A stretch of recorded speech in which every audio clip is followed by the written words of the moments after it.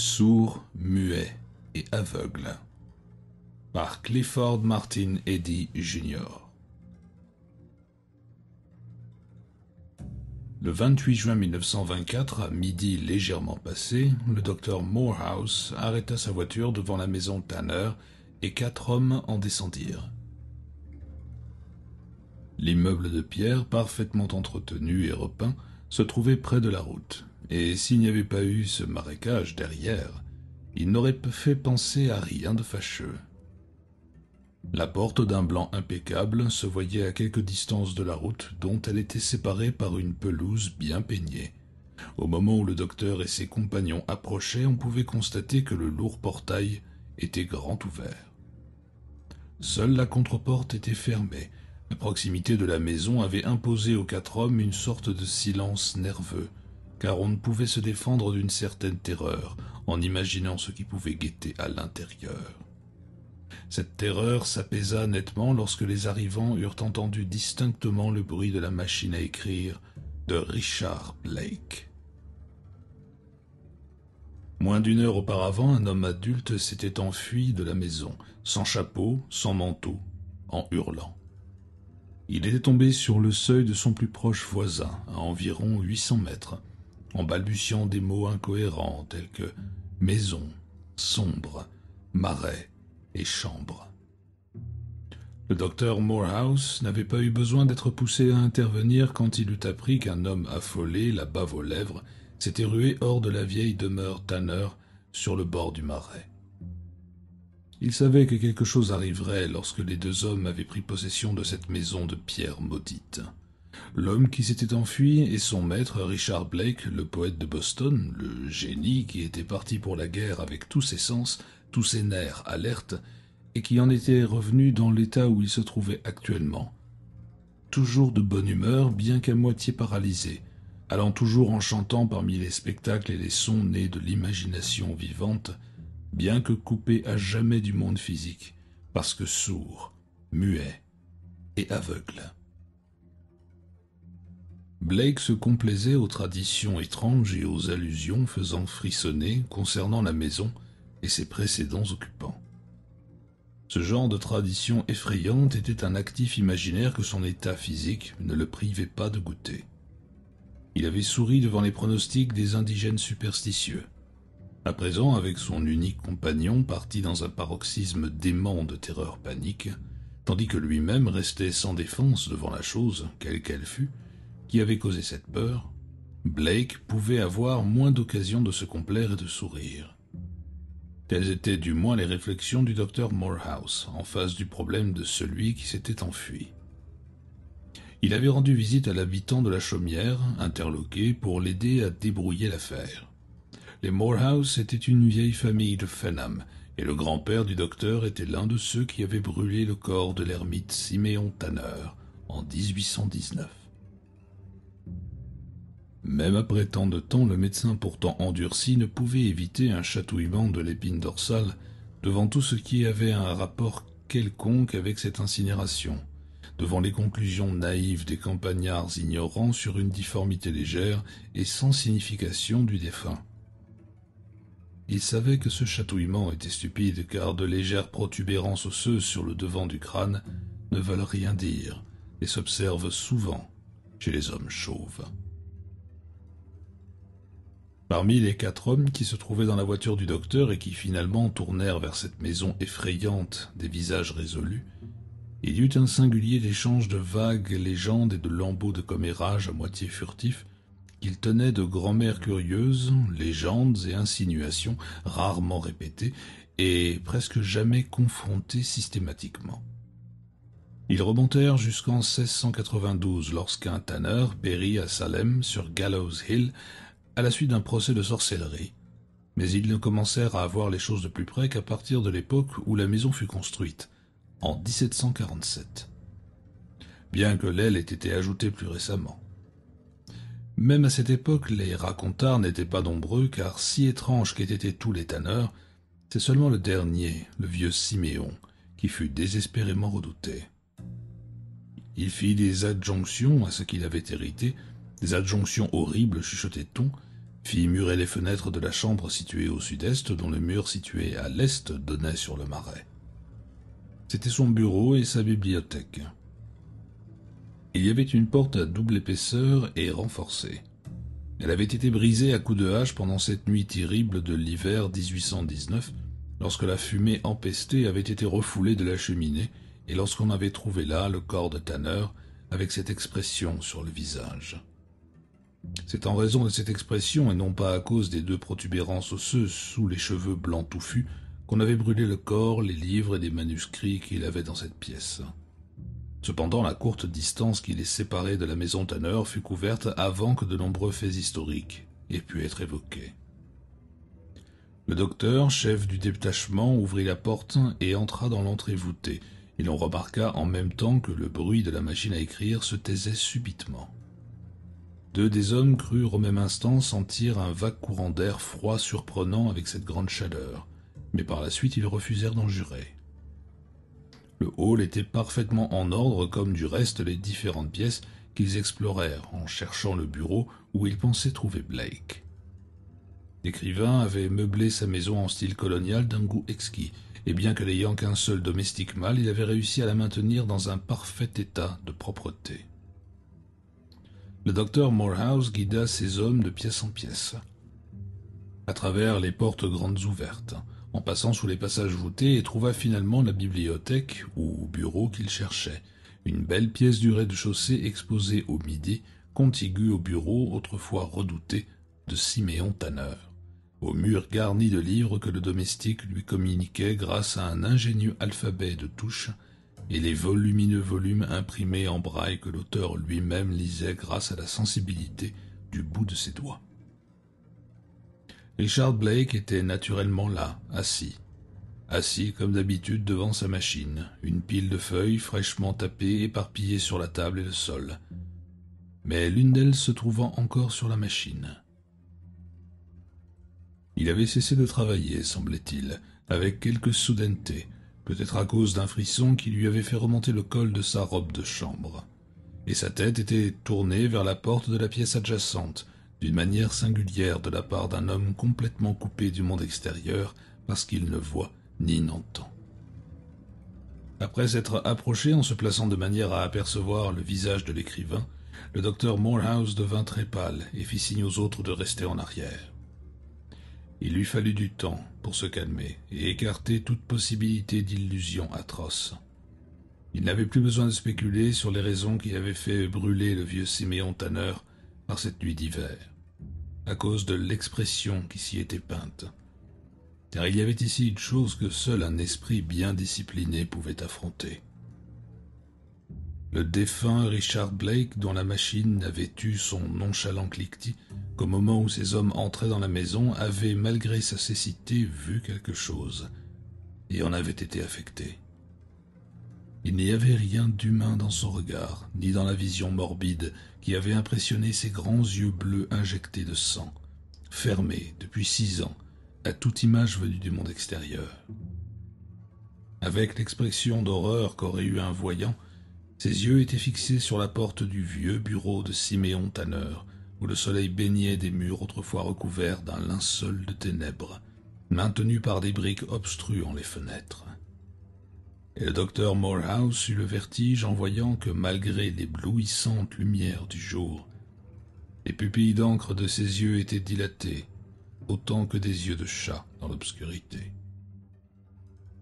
Le docteur ferma les yeux aveugles qui le fixaient avant de permettre aux autres de voir le visage du cadavre. Entre-temps, il examinait la forme privée de vie avec une diligence fébrile, mettant en œuvre la technique la plus scrupuleuse, malgré la vibration de ses nerfs et ses mains qui tremblaient presque. De temps en temps, il communiquait une partie de ses résultats, de peur qu'ils ne le conduisent à des spéculations plus inquiétantes qu'il ne convient. Ce n'est pas à la suite d'une parole qu'il aurait prononcée, mais du fait qu'une observation perspicace fut faite spontanément par un autre. Cet homme murmura quelque chose sur les cheveux noirs ébouriffés du cadavre et l'éparpillement des papiers. Il ajouta que tout s'était passé comme si un violent coup de vent était venu par la porte ouverte à laquelle le mort faisait face. alors que, bien que les fenêtres autrefois murées avaient été grandes ouvertes pour laisser entrer l'air tiède du mois de juin, il y avait eu à peine un léger souffle de vent de toute la journée.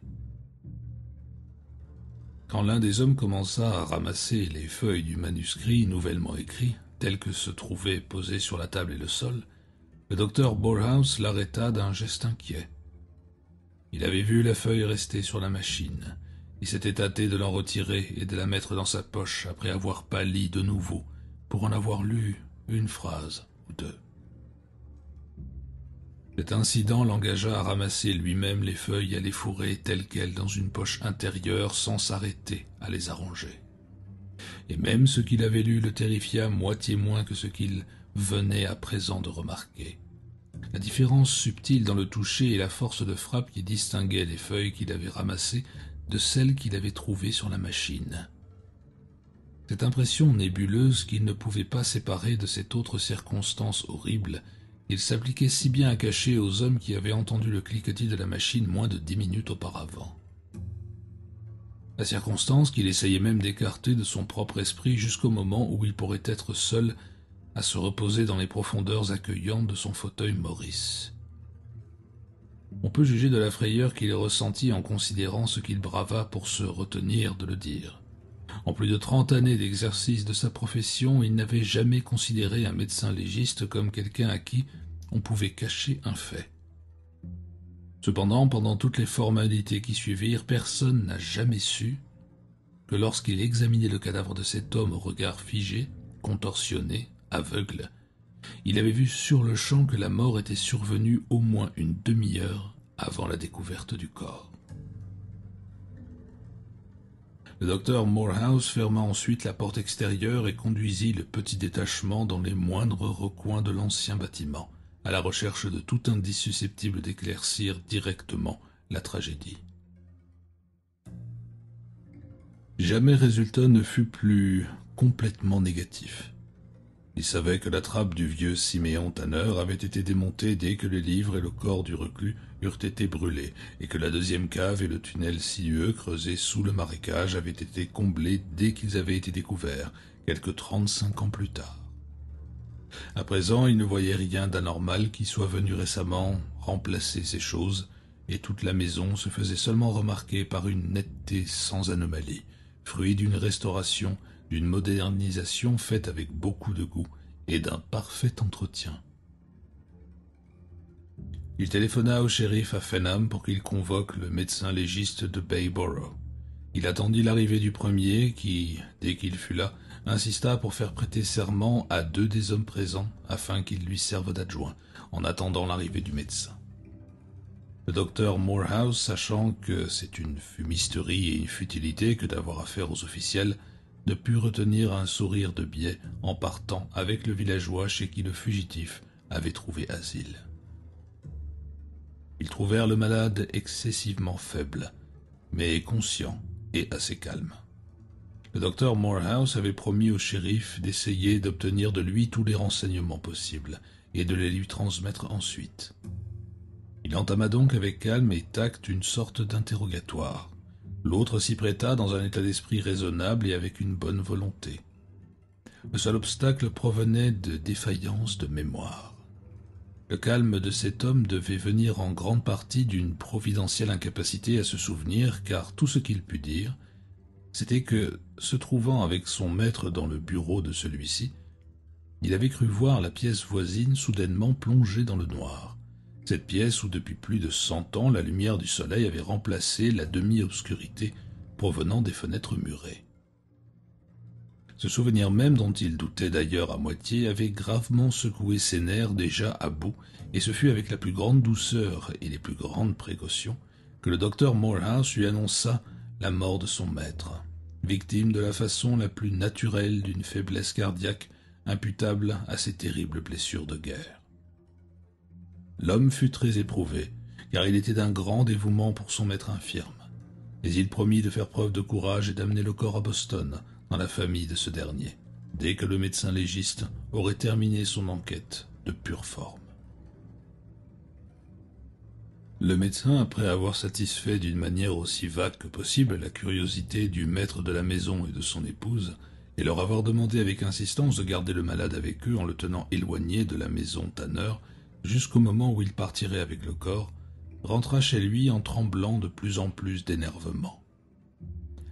Il allait enfin être libre de lire le manuscrit dactylographié du mort et recueillir au moins un indice sur ce qui pouvait être la chose infernale qui avait défié ses sens brisés de la vue et de l'ouïe et pénétré de si désastreuse façon jusqu'à l'intelligence fragile qui rêvait au sein des ténèbres et du silence.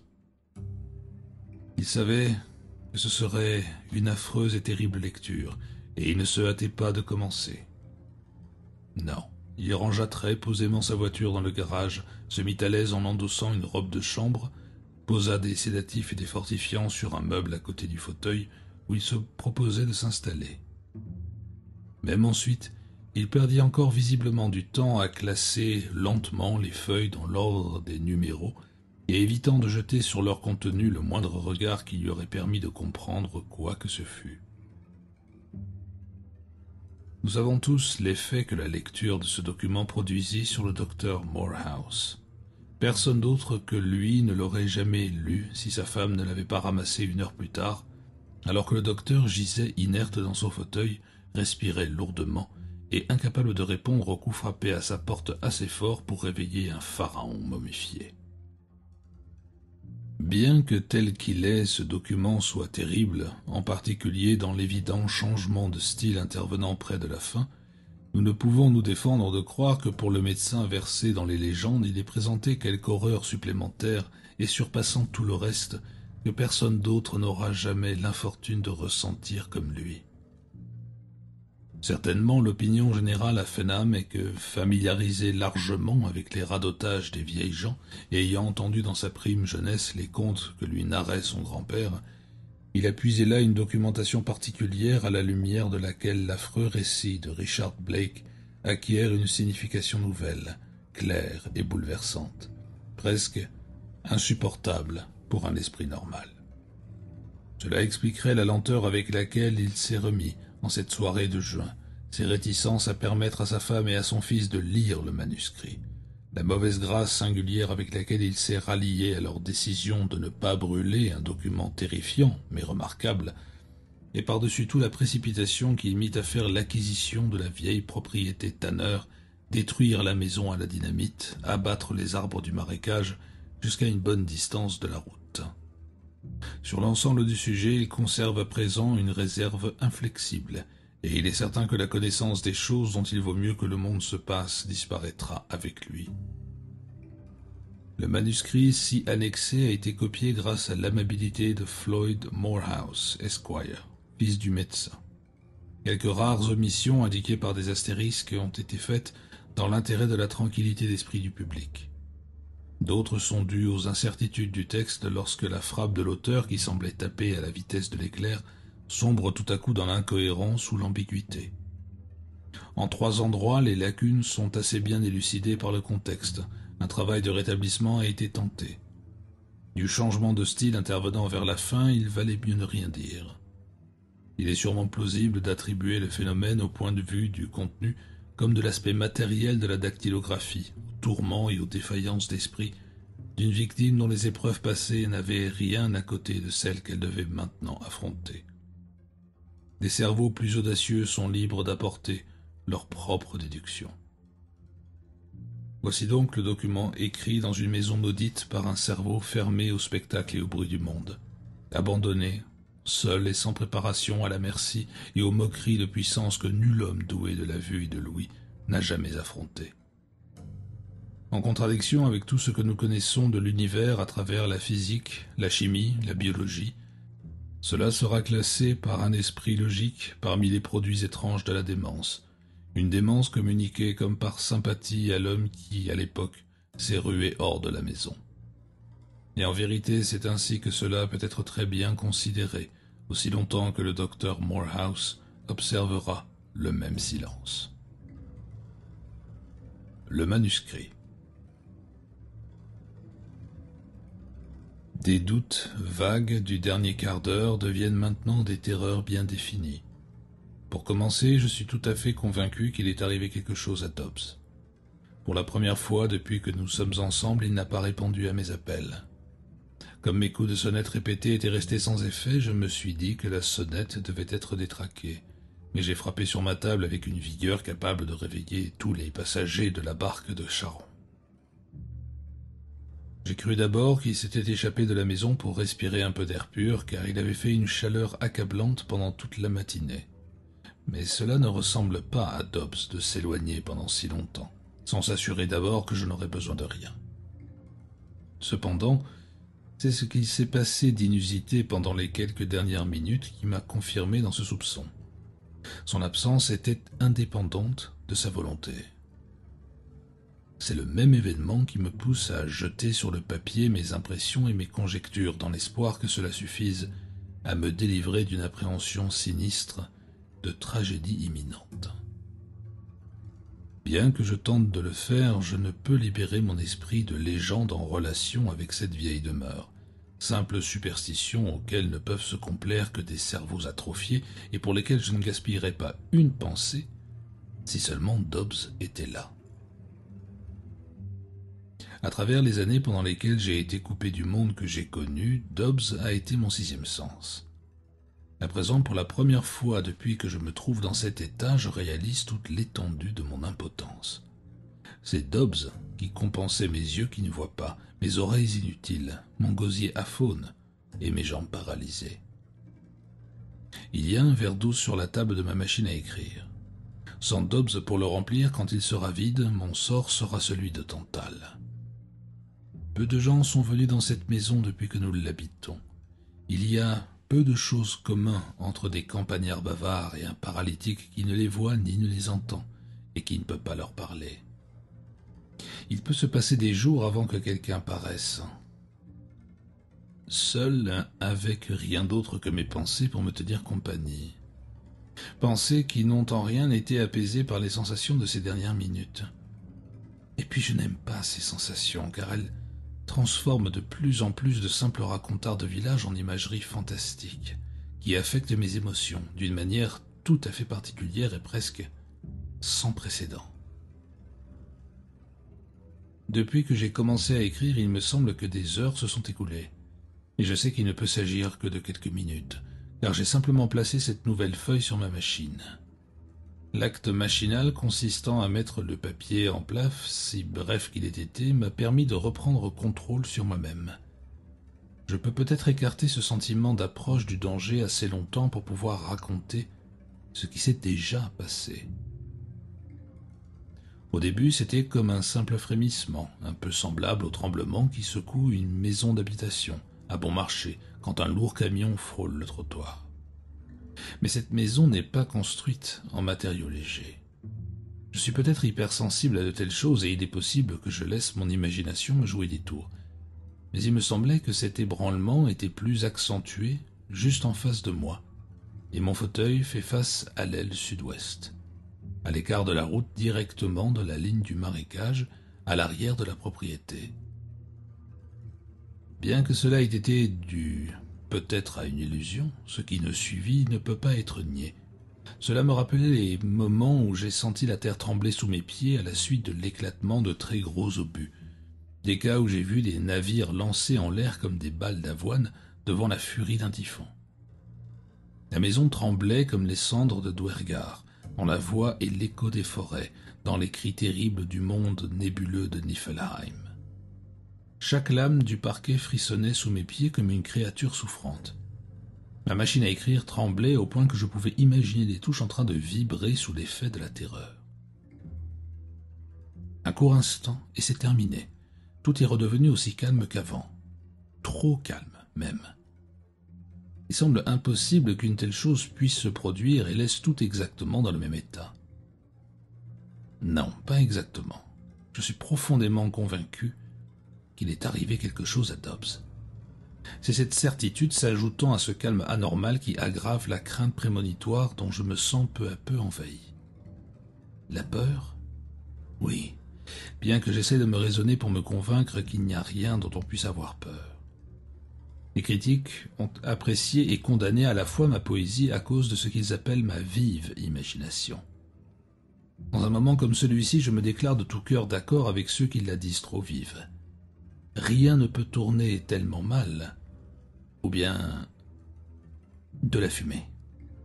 Juste une légère trace de fumée, sulfureuse, mais mes narines très exercées ne peuvent s'y tromper. Si légère, à vrai dire, qu'il m'est impossible de déterminer si elle vient d'une partie de la maison ou si elle passe par la fenêtre de la chambre voisine qui donne sur le marécage. L'impression devient rapidement plus nette. Je suis sûr à présent que cela ne vient pas du dehors. Des visions vagabondes du passé, des décors sinistres d'autres temps défilent devant moi dans une récapitulation stéréoscopique. Une usine en feu, des cris hystériques de femmes terrifiées, emprisonnées par des murs de flammes, une école incendiée, des cris pitoyables d'enfants pris au piège, des escaliers qui s'effondrent, un théâtre qui brûle. Babel, frénétique de gens pris de panique se battant pour se libérer par-dessus des planchers qui s'écroulent. Et planant sur le tout d'impénétrables nuages de fumée noire, nocive, malfaisante, qui polluent le ciel paisible. L'air de la chambre est saturé de vagues épaisses, lourdes et suffocantes. À chaque instant, je m'attends à sentir les flammes brûlantes lécher avec avidité mes jambes inutiles. Les yeux me piquent, mes oreilles bourdonnent. Je tousse, j'étouffe en essayant de libérer mes poumons des fumées âcres comme l'éther, rappelant l'odeur de l'ocype. De la fumée comme il ne s'en trouve qu'associée aux épouvantables catastrophes. Fumée caustique, puante, méphitique, à travers laquelle filtre une abominable odeur de chair brûlée. Et une fois de plus, je me retrouve seul en face de ce calme de mauvais augure. La brise bienvenue qui caresse mes joues fait rapidement renaître mon courage évanoui. Cela est clair, la maison ne peut pas être en feu, car le moindre vestige de cette fumée torturante a disparu. Je ne peux en déceler la moindre trace, bien qu'ayant reniflé comme un chien de chasse. Je commence à me demander si je ne deviens pas fou, si ces années de solitude ne m'ont pas détraqué l'esprit. Mais le phénomène a été trop net pour me permettre de le ranger au nombre des simples hallucinations. Fou ou pas fou, je ne peux concevoir ces choses que comme réelles, et dès l'instant où je les catalogue ainsi, je ne peux aboutir qu'à la seule conclusion logique. En elle-même, la conclusion suffit à bouleverser votre stabilité mentale. L'admettre, c'est reconnaître la vérité des rumeurs superstitieuses que Dobbs a recueillies des villageois et a transcrites pour permettre à mes doigts sensibles de les lire, racontars sans substance que mon esprit matérialiste condamne instinctivement comme insanité. Je voudrais que cessent ces bourdonnements d'oreilles. C'est comme si des musiciens fantômes jouaient un duo de tambours sur mes tympans torturés. Je suppose que c'est simplement une réaction aux sensations de suffocation que je viens de connaître.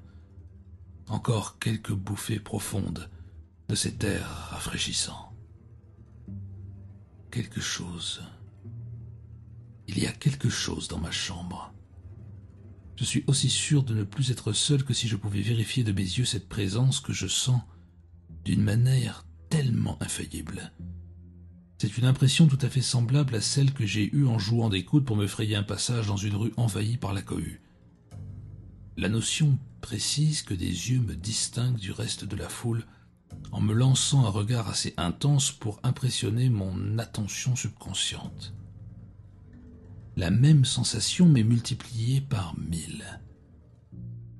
Qui cela peut-il être? Qu'est-ce que cela peut être? Après tout, mes craintes sont peut-être sans fondement, cela ne veut peut-être rien dire, si ce n'est simplement que Dobbs est de retour.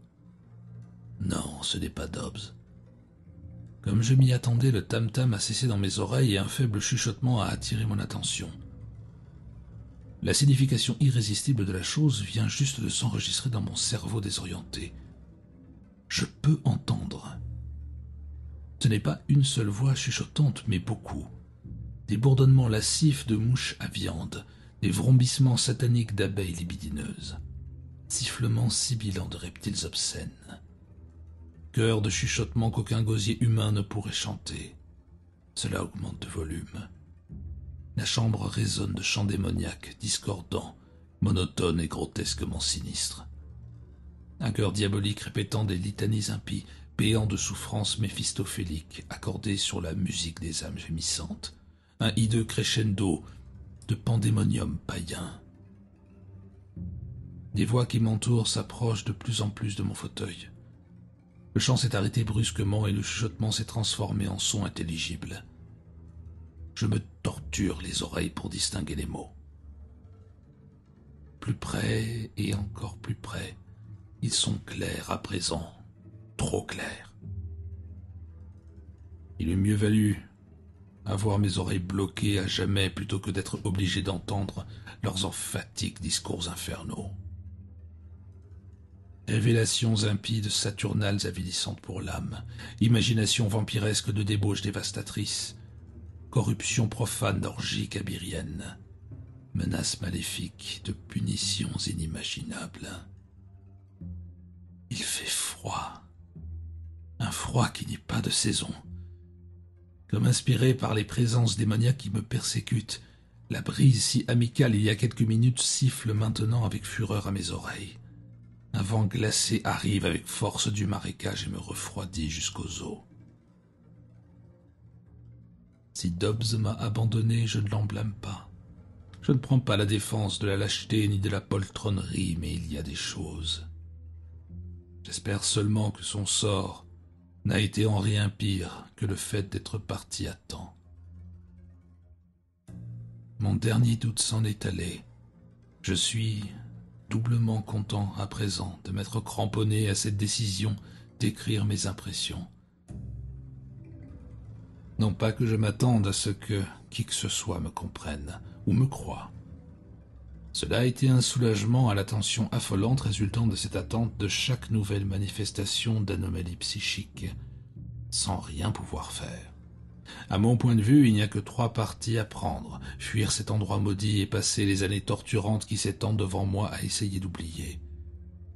Mais fuir, ça, je ne le peux pas. Consentir à une abominable alliance avec des forces si malignes que, pour elles, le Tartare ressemblerait à une antichambre du paradis. Mais je ne consentirai pas. Mourir. J'aimerais beaucoup mieux que mon corps soit écartelé membre par membre, plutôt que de contaminer mon âme dans un troc barbare avec de tels émissaires de Bélial. Il m'a fallu arrêter un moment pour souffler sur mes doigts. La chambre est froide, du froid fétide de la tombe. Un engourdissement apaisant m'envahit. Je dois secouer cette lassitude. Elle mine ma détermination de mourir plutôt que de céder aux sollicitations insidieuses. Je jure à nouveau de résister jusqu'à la fin. Cette fin qui, je le sais, ne peut être plus bien loin. Le vent est plus glacé que jamais, si cela est possible. Un vent chargé de la puanteur des choses mort-vivantes. Oh Dieu miséricordieux, qui m'a pris la vue? Un vent si froid qu'il brûle là où il devrait glacer. Il s'est transformé en sirocco brûlant. Des doigts invisibles m'agrippent, des doigts de fantômes qui n'ont pas la force de m'arracher à ma machine, des doigts glacés qui m'entraînent dans l'infâme tourbillon du vice. Doigts de démons qui m'attirent dans la fausse aisance de l'éternelle iniquité pour m'y faire sombrer. Des doigts de mort qui me coupent la respiration et font sentir à mes yeux aveugles qu'ils doivent brûler de douleur. Poings glacés pressant mes tempes, protubérances dures, osseuses, semblables à des cornes. Le souffle boréal d'un être mort depuis longtemps baise mes lèvres fiévreuses et brûle ma gorge brûlante d'une flamme gelée. Il fait noir. Ce ne sont pas les ténèbres de longues années de cécité. L'impénétrable obscurité de la nuit où plonge le péché, la noirceur de poids du purgatoire. Je vois. Spes mea Christus. C'est la fin.